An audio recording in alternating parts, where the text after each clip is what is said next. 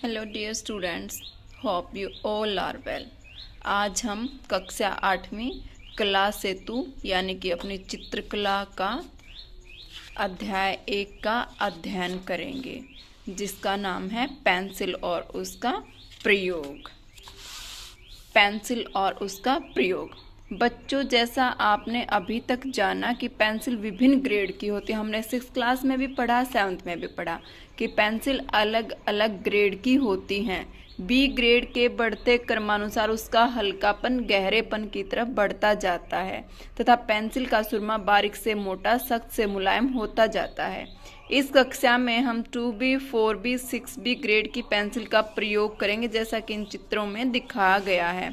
इस चित्र के अंदर जो है 2B पेंसिल से इफेक्ट डाला गया है, इसमें 4B से, और इसमें 6B पेंसिल से इफेक्ट दिया गया है। इसके बाद है ग्रेडेशन।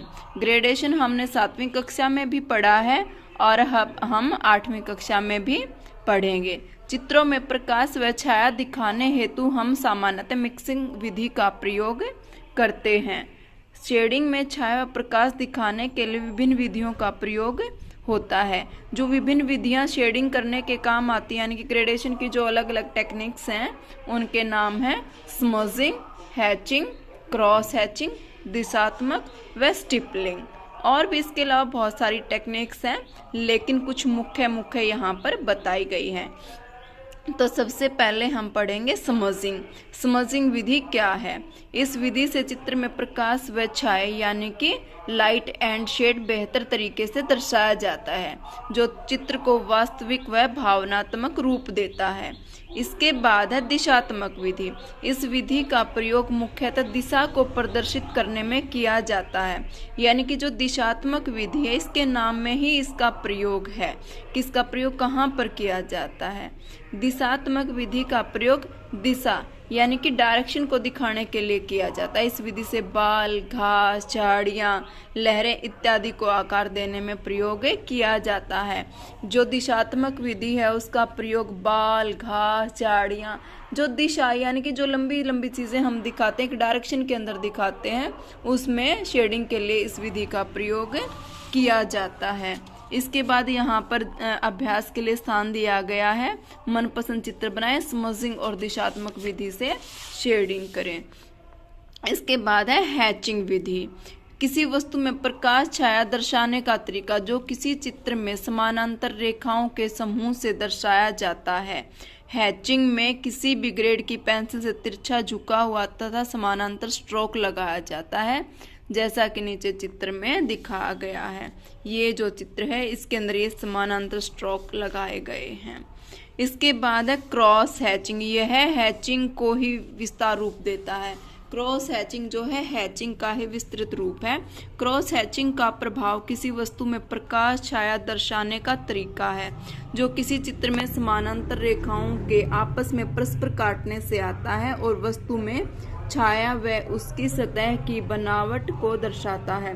क्रॉस हैचिंग में रेखा समूह की दूरी को कम या ज्यादा करके हल्कापन व गहरापन दिखाया जाता है, जैसा कि नीचे चित्र में दिखाया गया है। अब इस पिक्चर के अंदर तो हैचिंग थी और इसके अंदर क्रॉस हैचिंग है। ये जो रेखाएं हैं ना, समानांतर रेखाएं एक दूसरे को काट रही हैं, ये क्या है? हैचिंग टेक्निक्स है। हैचिंग से हम किसी भी चित्र में इफेक्ट डालते हैं। अब यहाँ पर देखिए, अगर हम ऐसे ऐसे लाइन्स लगाते हैं तो ये है हैचिंग, और अगर हम इन लाइनों को ऐसे ऐसे और काट देते हैं तो ये हो जाएगी क्रॉस हैचिंग। यहाँ पर गहरे हिस्से को दिखाने के लिए पास पास और लाइट चीज़ को दिखाने के लिए थोड़ी सी दूर दूर लाइनें लगाई जाती हैं। इसके बाद है घुमावदार, छल्लेदार अथवा स्क्रबिंग। इस विधि से विभिन्न प्रकार के पेड़ों के पत्तों, झाड़ियों के गुच्छों व कंक्रीट का ढेर इत्यादि को दर्शाने में प्रयोग करते हैं। इस विधि में हम कंधे के प्रयोग से छल्लेदार शेडिंग करते हुए वस्तु की सतह और शेडिंग का प्रभाव दर्शाते हैं, जैसा कि नीचे चित्र में दिखाया गया है। ये देखो, ये स्क्रबिंग है, शिमला मिर्च है, इसके अंदर स्क्रबिंग की गई, ऐसे ऐसे सर्कल्स बनाए गए हैं छोटे छोटे से। इसके बाद स्टिपलिंग। स्टिपलिंग विधि में पेंसिल को लंबवत रूप से पकड़कर, पेंसिल को ऐसे लंबे रूप से पकड़कर ऐसे पकड़ा जाता है। पेंसिल को ऐसे नहीं, ऐसे खड़ा करके पकड़ा जाता है। पेपर पर लगातार टैप किया जाता है, पेपर के ऊपर लगातार ऐसे से किया जाता है। बिंदुओं को कम या ज्यादा अथवा पास व दूर टैप करके हल्कापन व गहरापन दिखाया जाता है, जैसा कि इस चित्र के अंदर दिखाया गया। इसको ध्यान से देखो, स्टिपलिंग का इफेक्ट है। यहाँ पर स्टिपलिंग ज्यादा गहरी कर दी गई तो यहाँ पर हल्की। तो ऐसे हम स्टिपलिंग करते हैं। इसके बाद नीचे दिए गए ग्रेडेशन के चित्र को ध्यान से देखें तथा नीचे दिए गए स्थान पर स्वयं पेंसिल से ग्रेडेशन करें। अब ये ग्रेडेशन हमें कैसे करनी है, ये हमें ऐसे शेडिंग करनी है, ऐसे करके,